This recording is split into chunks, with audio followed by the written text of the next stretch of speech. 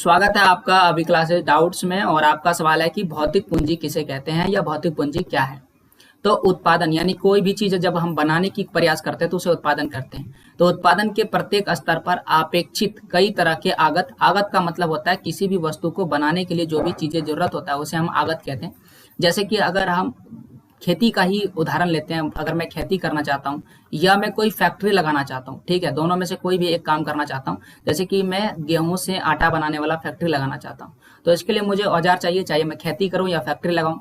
मुझे मशीन चाहिए, मुझे घर भी चाहिए, भवन चाहिए, और साथ ही साथ कच्चा माल चाहिए। जैसे कि अगर मैं फैक्ट्री लगाऊंगा तो गेहूं मेरा कच्चा माल होगा और गेहूं से मैं आटा बनाऊंगा। जब तक मेरे पास गेहूं नहीं आएगा तब तक मैं आटा नहीं बना पाऊंगा। तो गेहूं मेरे लिए क्या हो गया, कच्चा माल हो गया।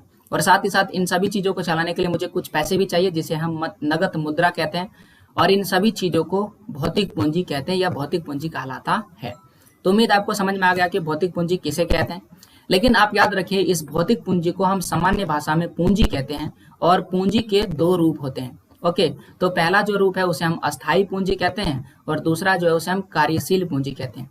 तो ये अस्थायी पूंजी क्या होता है, देखिए, औजारों, मशीनों, भवन, यानी एक बार अगर हम कोई भी औजार खरीद लिए, जैसे ट्रैक्टर खरीद लिए, एक बार कोई अगर हम मशीन खरीद लिए, एक बार कोई भी हम भवन यानी मकान खरीद लिए, तो क्या ये अगले साल खत्म हो जाएगा? जी नहीं, ये कम से कम 10 साल, 20 साल, 50 साल यानी कि कई वर्षों तक प्रयोग किया जा सकता है। और इन्हें हम अस्थायी पूंजी कहते हैं या अस्थायी पूंजी कहा जाता है। यानी वह पूंजी जो एक बार लगाने के बाद तुरंत नहीं खत्म होने वाला है, इसमें टाइम पीरियड लगेगा, साल, 2 साल, 50 साल, 60 साल। तो इस तरह के पूंजी को अस्थायी पूंजी कहते हैं। लेकिन कुछ पूंजी ऐसे होते हैं, जैसे कि अभी आपको बताया था ना, गेहूं से आटा बनाने वाली मशीन हम लगाने वाले हैं। तो गेहूं से अगर हम आटा बनाएंगे और हमने 50,000 रुपया लगा करके गेहूं खरीदा ताकि हम गेहूं से आटा बनाएंगे और आटा बना के मार्केट में बेचेंगे, तो 50,000 रुपया किस में खर्च किए थे? गेहूं में।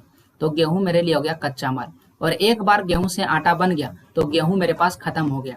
तो यह यहाँ पर वही लिखेंगे, कच्चे माल और नगद पैसे। नगद पैसे मतलब पैसा जो हाथ में होता है, ये वो चीजें हैं जो खत्म हो सकता है। कच्चा माल भी खत्म हो जाएगा और नगद पैसे भी खत्म हो जाएगा। इस तरह के पूंजी को हम कार्यशील पूंजी कहते हैं। औजार, मशीन और भवन के मुकाबले ये भिन्न है और ये उत्पादन की क्रिया के दौरान ये समाप्त हो जाती है। तो पूंजी क्या होता है, भौतिक पूंजी क्या होता है, आपको समझा दिए। और पूंजी के दो जो प्रकार है, साथ ही साथ मैंने आपको यह भी डिस्कस कर दिया।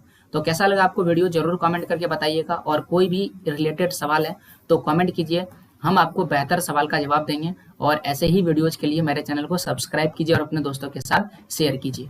पूरा वीडियो देखने के लिए थैंक यू।